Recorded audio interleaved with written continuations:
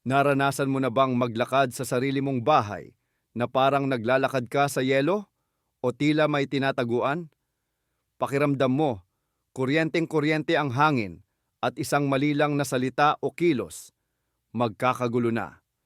Ang bahay mo, na dapat ay kuta mo, ay naging minefield, isang lugar na puno ng hindi nakikitang mga batas. Kung pamilyar sa iyo iyan, para sa iyo ang video na ito. Hindi tayo mag-uusap tungkol sa malalaking iskandalo o sigawan. Pag-uusapan natin ang tahimik, gumagapang na sindak, ang pitong kakaiba at unspoken na patakaran na itinatag ng isang narsisista sa bahay para masiguro na lahat ng tao ay nasa ilalim ng kanyang kontrol. At pangako ko, ang ilan sa mga patakarang ito ay napakatuso at napakasalimuot, kaya magtataka ka kung paanong hindi mo ito napansin noon. Sa tingin mo, ayos lang ang pamilya mo? Subukan nating alamin. Maaaring nabubuhay ka sa ilalim ng mga batas na ito ngayon nang hindi mo man lang namamalayan. Bago tayo magsimula, linawin muna natin kung sino ang narsisista sa konteksto ng bahay at pamilya. Kalimutan na natin ang mito na sila ay simpleng tao lang na humahanga sa sarili sa salamin. Ito ay mas malalim at mas delikado. Ang narsisismo ay isang disorder na nakabatay sa walang hanggang emosyonal na kawalan. Para mapunan ito, kailangan ng narsisismo ng tuloy-tuloy na pinagmumulan ng paghanga, kontrol, at kapangyarihan. At saan ba pinakamadaling gumawa ng ganoong klasing pinagmumulan? Tama, sa sarili niyang bahay na ginagawa itong maliit na kaharian kung saan siya lang ang nag-iisang monarka. Ang lahat ng kakaibang patakaran na ito ay hindi lang basta pagka-abnormal o masamang ugali.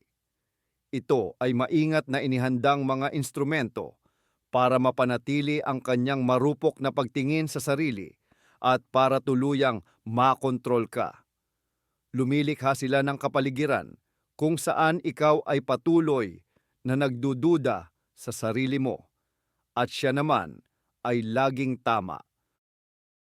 Kaya humanda na dahil sisidlan na natin ang mundo ng mga batas pantahanan ng isang narsisista. At heto na, ang una at pinakapundamental na patakaran, ang kulto ng personalidad. Sa bahay ng isang narsisista, iisa lang ang bituin, isang araw na sentro ng lahat ng umiikot na planeta. At syempre, siya mismo iyon. Ang patakarang ito ay makikita sa lahat ng bagay. Ang pinakamagandang pwesto sa sopa, sa kanya. Ang pinakamasarap na bahagi ng hapunan, sa kanya. Ang remote control ng TV ay isang sagradong setro sa kanyang mga kamay. Lahat ng usapan, direkta man o hindi, ay dapat umikot sa kanyang pagkatao.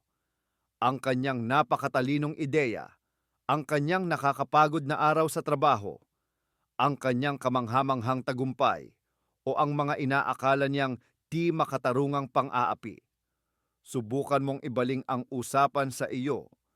Ikwento ang sarili mong problema o kagalakan. Agad mong mararamdaman ang panlalamig o makikita ang pagkaumay sa kanyang mukha. Ang iyong mga damdamin ay tila nakakainis na ingay lamang na nakakagambala sa pangunahing palabas. Isipin mo ang isang tahanan kung saan ang lahat ng salamin ay nakaturo sa isang direksyon na tanging isang tao lang ang sinasalamin. Ang mamuhay sa ganoong lugar ay nangangahulugang dahan-dahan kang masasanay sa sarili mong pagiging hindi nakikita. Paano nga ba napapanatili ang ganitong cult of personality? Ito ay sa pamamagitan ng sistema ng di nakikitang mga ritual ng pagsamba. Halimbawa, obligado kang salubungin siya mula sa trabaho nang may mukhang punong-puno ng paghanga. Kahit gaano pa kasama ang naging araw mo, kailangan mong pakinggan ang iisang kwento tungkol sa kanyang kadakilaan sa ikasampung pagkakataon na may di nagbabagong interes. Dapat mo siyang purihin kahit sa simpleng-simpleng bagay, tulad ng pagkabit ng bombilya na parang nakatuklas siya ng scientific breakthrough. Anumang pagpuna, kahit ang pinakamahinang komento, ay itinuturing na pagtataksil at pinarurusahan ng napakalamig na pananahimik o kaya'y ng biglaang pagsiklab ng galit.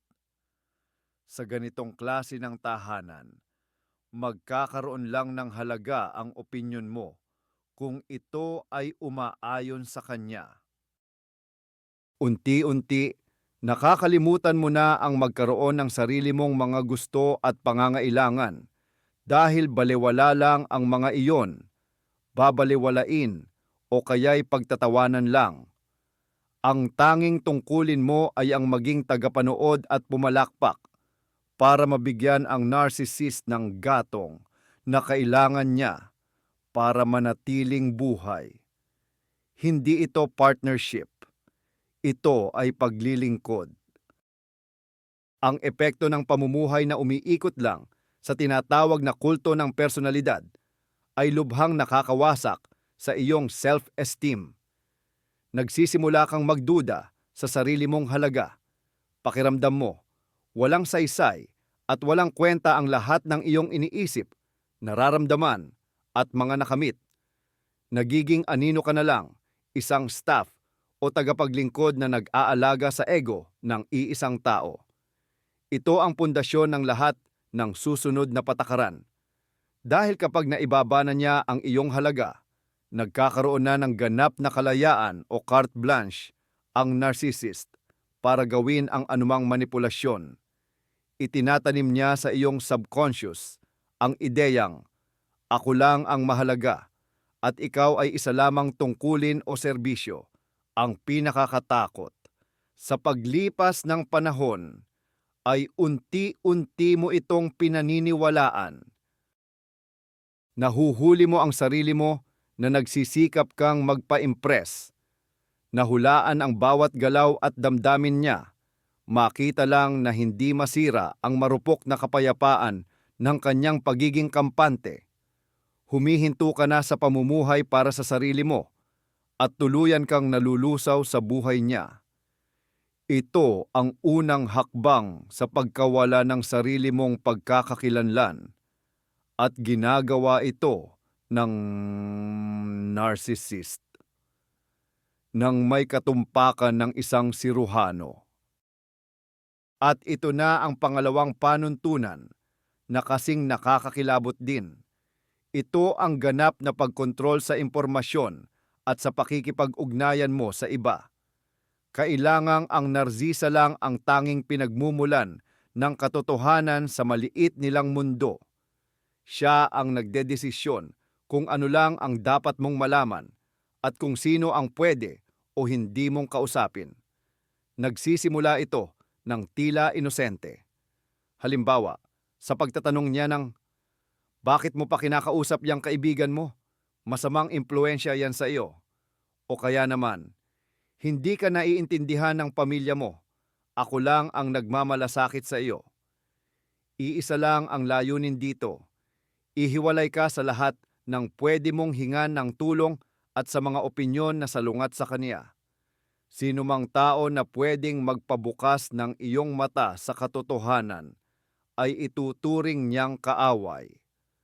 Kaya niyang tingnan ang cellphone mo, basahin ang mga chat mo, at kontrolin ang mga tawag mo.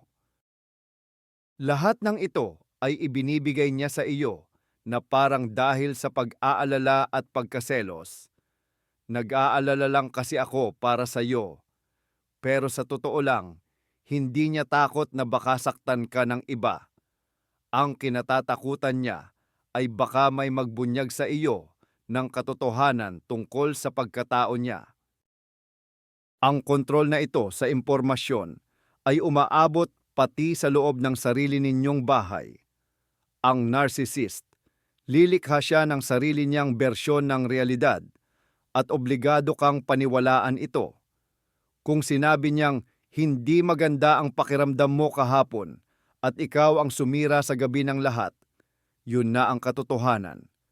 Kahit na alam mong iba ang nangyari o iba ang alaala mo, babaluktutin niya ang mga pangyayari, itatanggi ang sarili niyang sinabi, at ibibintang sa iyo ang mga bagay na hindi mo naman kailanman ginawa o sinabi.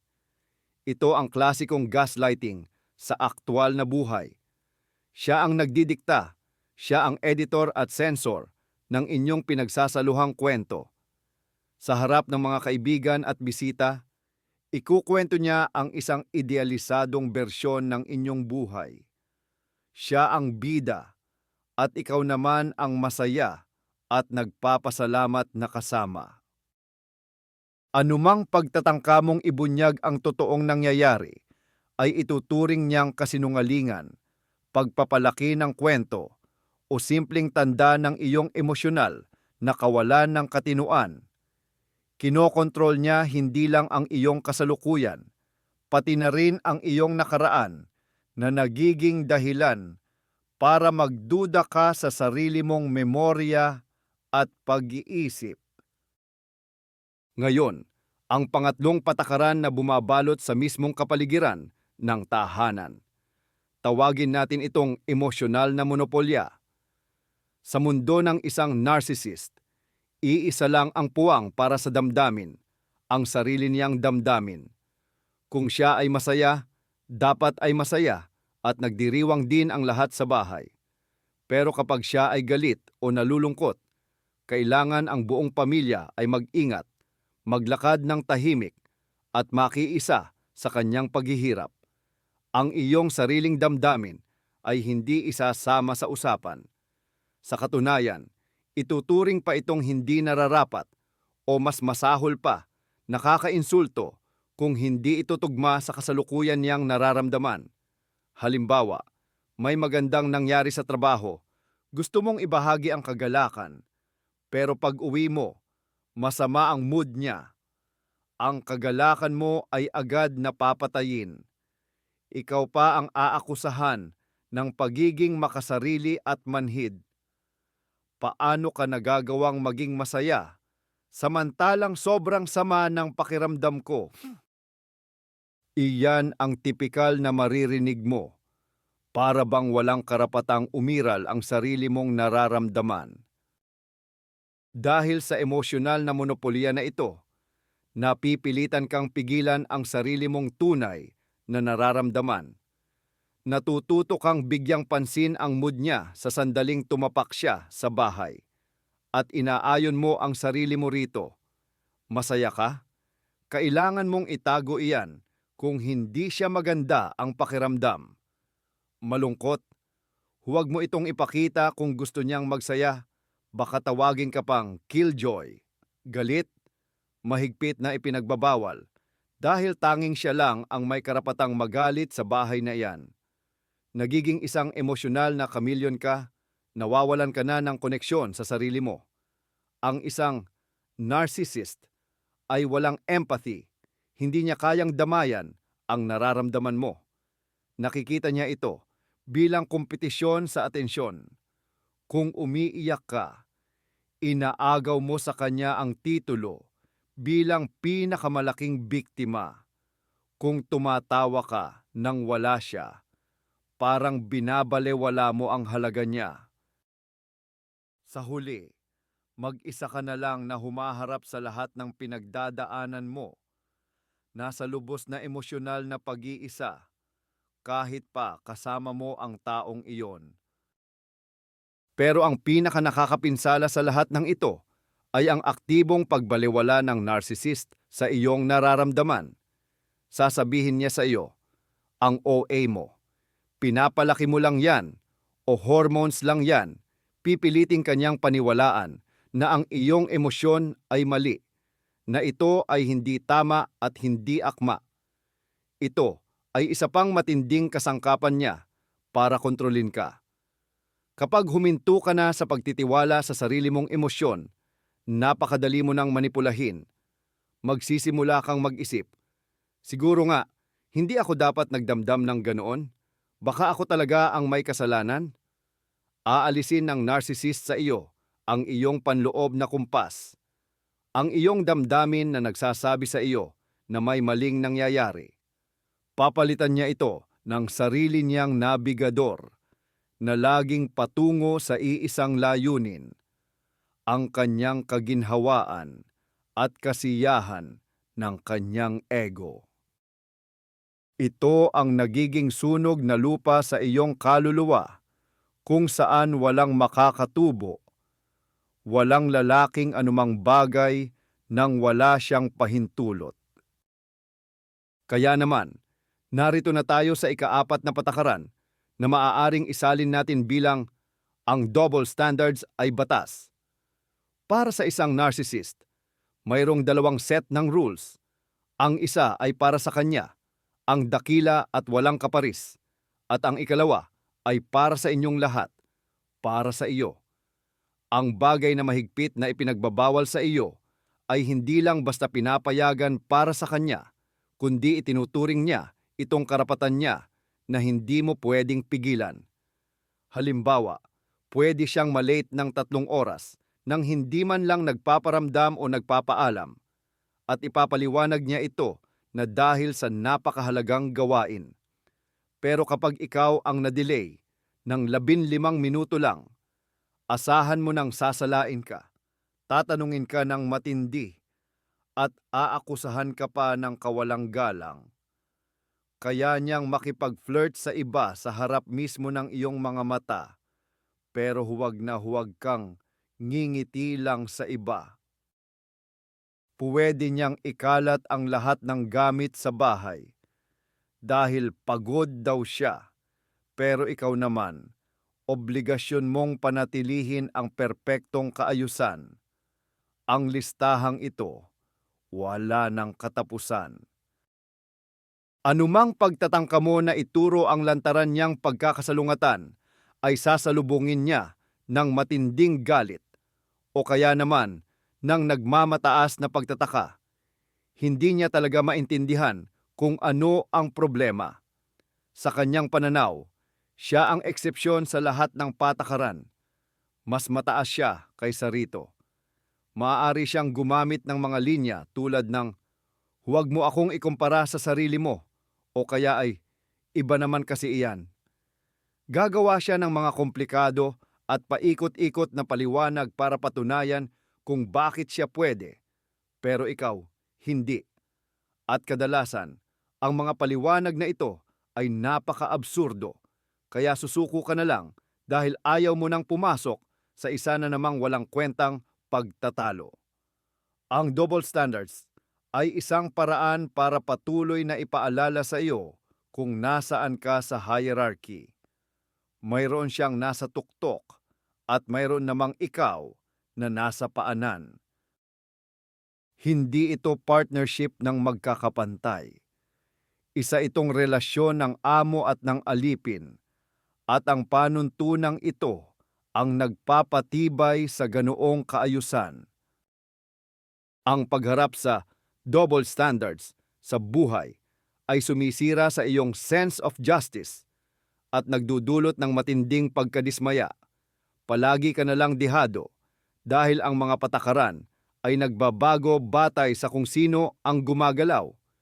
Dahil dito, ramdam mo ang kawalan ng kapangyarihan at ang kawalan ng pag-asa. Nagsisimula kang maniwala na ang paghingi ng pantay na karapatan o treatment ay pagiging makasarili. Masasanay ka sa hindi pagkakapantay-pantay at tatanggapin mo na ito bilang pamantayan o norm. Ang narcissist ay sinasanay kang maging masunurin at isuko ang lahat ng sarili mong karapatan. Ipinapakita niya sa iyo na ang mga batas ng lohika at katarungan ay hindi gumagana sa kanyang pamumuno. Tanging iisang batas lang ang umiiral, ang batas ng kanyang kagustuhan. At kalaunan, ang baluktot na realidad na ito ay nagiging tanging pamamaraan na lang ng buhay na alam mo, kaya mas lalong nagiging mahirap ang paglayas sa relasyong ito. Nakakalimutan mo na lang na posibleng magkaroon ng ibang klase ng buhay, ng mas makatarungan at mas tapat na buhay. Ang panglimang panuntunan sa bahay ng isang narcissist ay ang paglikha ng kapaligiran ng patuloy na pagkawalang katiyakan at kaguluhan. Hindi mo alam kung anong mood geek ang dadatnan mo pag-uwi niya. Ngayon ba ay magiging mabait at bukas palad siya o magiging galit na tirano dahil lang sa maliit na bagay gaya ng maling lagay ng tasa? Ang pamumuhay na parang nasa ibabaw ng bulkan ay nagpapanatili sa iyong laging nakakaramdam ng matinding tensyon. Hindi ka makapag-relax sa sarili mong bahay dahil laging may inaasahan kang masamang mangyayari. Alam ng narcissist, instintibo, na mas madaling kontrolin ang isang tao na laging nasa estado ng matinding pagkabalisa o pag-aalala. Ayaw niyang maging komportable at ligtas ka.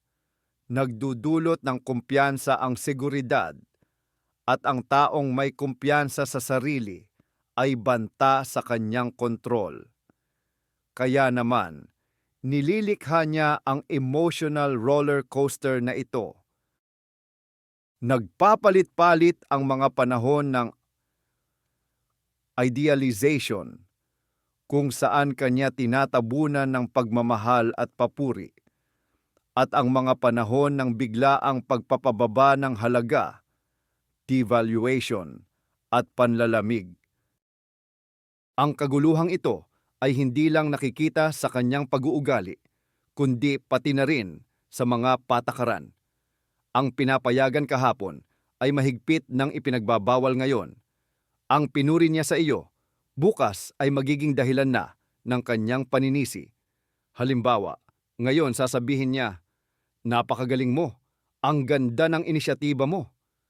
Pero pagdating ng bukas, dahil din sa inisyatiba mo, tatanungin ka na, "Sino bang nag-utos sa iyo na makialam?" Nakakabaliw ito dahil hindi ka makabuo ng anumang tamang paraan o modelo ng pagkilos. Patuloy kang nagkakamali kahit anong gawin mo. At ang bawat pagkakamali mo ay nagiging pagkakataon niya para ikaw ay sisihin, sermonan, at muling patunayan sa sarili niya na tama siya at ikaw ang may depekto. Lumilikha siya ng isang laro na walang patakaran kung saan imposible kang manalo. Ang tanging layunin ng larong ito ay para manatili kang nalilito at nakadepende sa kanyang biglaang kapritsyo. Nawawalan ka na ng tiwala sa sarili mong pag-unawa sa sitwasyon at umaasa na lang sa kung ano ang magiging reaksyon niya.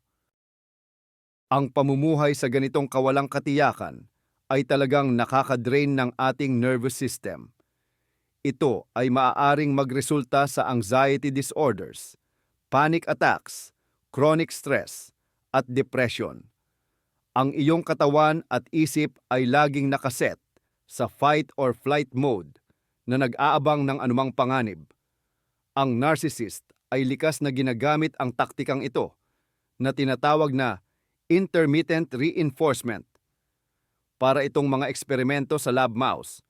Kapag ang gantimpala ay hindi laging ibinibigay, kundi paiba-iba at random, mas matibay ang pagka-addict na nabubuo. Nagiging umaasa ka sa mga bihirang sandali ng kanyang good mood at handa mong tiisin ang lahat. Makuha lang ulit ang dose ng pagmamahal at pag-apruba. Ang paulit-ulit na cycle na ito ng pag-asa at pagkadismaya ay lubos na nagtatali sa biktima sa abuser. Gumagawa ito ng tinatawag na trauma bond na napakahirap kalasin. Tandaan, ang kaguluhan o kaos ay hindi lang side effect ng kanyang pagkatao. Ito ay isang sinasadyang sandata niya. Ang pang-anim na panuntunan na malapit na konektado sa pagkontrol ng impormasyon, ngunit karapat-dapat bigyan ng sariling atensyon, ay ang sistematikong pagbabago ng nakaraan. Ang narcissist ay walang kapantay na eksperto sa gaslighting. Buong-buo at matibay ang loob nilang itatanggi ang mga pangyayaring sigurado kang naganap. Babaluktutin nila ang iyong mga alaala hanggang sa punto na hindi mo na ito makilala para lang mapabuti ang tingin sa kanilang sarili. Halimbawa, matapos ang isang matinding away kung saan ka ininsulto o sinigawan, sa susunod na araw, sasabihin niya, "Ano bang pinagsasabi mo? Kalmado lang tayong nag-usap, gawa-gawa mo lang yan." O kaya naman, ibabalik niya sa iyo ang sarili niyang masasamang kilos. "Hindi ako ang sumigaw, ikaw ang nag-umpisa dahil sa iyakan at pagiging OA mo." Ginagawa niya ito ng napakakumbinsido na darating ang punto na magsisimula ka ng magduda sa sarili mong alaala, sa sarili mong pagtingin sa mga bagay, at sa sarili mong pag-iisip. Literal niyang ninanakaw ang iyong nakaraan. Ang layunin ng pamamaraang ito ay sirain ang tiwala mo sa sarili. Kapag hindi mo na kayang paniwalaan ang sarili mong alaala, tuluyan ka ng magiging umaasa sa taong nagko-construct ng reality na ito para sa iyo. Ang narcissist ang nagiging tagapag-ingat ng inyong pinagsamahang kasaysayan. At siyempre, sa kanyang bersyon, siya palagi ang bayani, ang marunong at biktima ng sitwasyon. Ikaw naman ang lalabas na balahura, makakalimutin at walang utang na loob. Itatatwa niya ang mga pangako at kasunduan na ginawa ninyo. Kapag sinubukan mo siyang ipaalala, titingnan ka niya ng may labis na pagtataka at sasabihin, "Wala, hindi yan nangyari, baka nananaginip ka lang." Napakatuso ng taktikang ito na talagang pwede kang dalhin sa nervous breakdown. Unti-unti kang matatakot magbukas ng anumang usapin tungkol sa nakaraan dahil alam mong baliktarin lahat. At sa huli, ikaw at ikaw pa rin ang mapagbibintangan. Paano mo ba ito sasalagin? Iisa lang ang paraan, ang pagtatala. Kailangan mong itala ang mga pangyayari, ang usapan, at ang mga pangako. Maaaring isipin ng iba na nagiging praning ka na, pero kapag ang kausap mo ay isang narcissist, ito lang ang natatanging paraan para kumapit ka sa katotohanan. Kapag mayroon kang nakasulat na patunay, mas hihina ang epekto ng kanyang manipulasyon. Oo, sigurado na aakusahan ka niya ng kawalan ng tiwala o kaya'y paniniktik. Pero para sa iyo, ito ang magsisilbing angkla. Ito ang hahawak sa iyo para hindi ka malunod sa baluktot niyang realidad. Tandaan, ang gaslighting ay isang matinding anyo ng pang-aabusong pangpsikolohikal. Ang layunin nito ay sirain ang iyong loob at kontrolin ka. Kung palagi mong naiisip, "Baka nababaliw na ako," malamang hindi ka nababaliw. Malamang may isang taong nagsisikap na gawin mong isipin iyan. Magtiwala ka sa sarili mo kahit pa ang buong mundo na kinakatawan ng iisang tao ay sinusubukang kumbinsihin ka sa kabaligtaran. At narito na ang ikapito at huling panuntunan, ang tila lubid na nagbubuklod sa lahat ng nauna at pumipigil sa iyong paghinga. Ito ay ang isolasyon na ibabalot sa kunwari ay pag-aalala. Sisimulan ka ng narsisista na unti-unting ihiwalay sa iyong social circle, sa iyong mga kaibigan, pamilya, at mga katrabaho. Pero hindi niya ito gagawin sa pamamagitan ng direktang pagbabawal, kundi sa mas tuso at mas lihim na paraan. Hahanapan niya ng butas at kapintasan ang bawat taong mahalaga sa iyo. Ang matalik mong kaibigan ay magiging isang inggiterang tsismosa. Ang iyong mga magulang naman ay laging nakikialam at naguudyok sa iyo laban sa akin, at ang iyong mga katrabaho ay ginagamit ka lang. Gagawin niya ito ng paunti-unti, parang lason na patak-patak na sumisira sa iyong relasyon sa ibang tao. Maaari siyang magsimula ng eskandalo bago ka pa man umalis para makipagkita sa iyong mga kaibigan, para umalis ka na lang na masama ang loob o tuluyan mo nang kansilahin ang inyong lakad. Kukuyugin din niya ang mga regalo mula sa iyong pamilya o babalewalain ang lahat ng kanilang payo. Ang buong kampanyang ito ng paghihiwalay ay binabalot sa balabal ng labis na pagmamahal at pag-aalaga. Maririnig mo ang mga linya tulad ng "Gusto lang kitang protektahan mula sa masasamang tao. Ako lang ang tunay na nakakaintindi at nagmamahal sa iyo," o "Wala tayong kailangan pang iba. Masaya na tayong dalawa." Lumilikha siya ng ilusyon na siya lang ang iyong mundo at lahat ng nasa labas niyon ay mapanganib at kaaway. Unti-unti, ikaw na mismo ang kusang dumadalang sa pakikipag-ugnayan sa ibang tao para lang maiwasan ang sunod-sunod na gulo at pagtatanong sa bahay. Nawawala sa iyo ang social connections, ang suporta at ang pananaw mula sa labas. Naiwan kang mag-isa kasama niya, nakakulong sa kanyang sariling realidad. Iyan ang kanyang panghuling layunin. Mas madaling kontrolin ang biktimang nakahiwalay at walang makasama. Wala siyang sinumang malalapitan para humingi ng tulong o payo. Lubos siyang umaasa sa kanyang mang-aapi, emosyonal, at minsan, maging sa aspetong pinansyal. Ang bunga ng pagiging hiwalay sa lahat ay lubhang mapaminsala. Hindi lang kaibigan ang nawawala sa iyo, kundi pati na rin ang bahagi ng sarili mo na nabubuo sa pakikisalamuha sa kanila. Mababalot ka sa isang kawalan kung saan ang tanging boses na naririnig mo ay ang boses lamang niya. Ang pananaw mo sa mundo ay lumiit hanggang sa maging kasing sukat na lang ng inyong bahay. Kung nakita mo ang sarili mo o ang inyong relasyon sa mga paglalarawang ito, unawain mo. Hindi ito pag-ibig o pagmamalasakit. Isa itong estratehiya upang ganap na kontrolin ang buhay mo. Ang tunay na pag-ibig ay hindi naghihiwalay o nagkokulong. Nagpapalawak ito ng iyong mundo. Nagsasaya ito para sa iyong mga kaibigan at sinusuportahan nito ang koneksyon mo sa pamilya.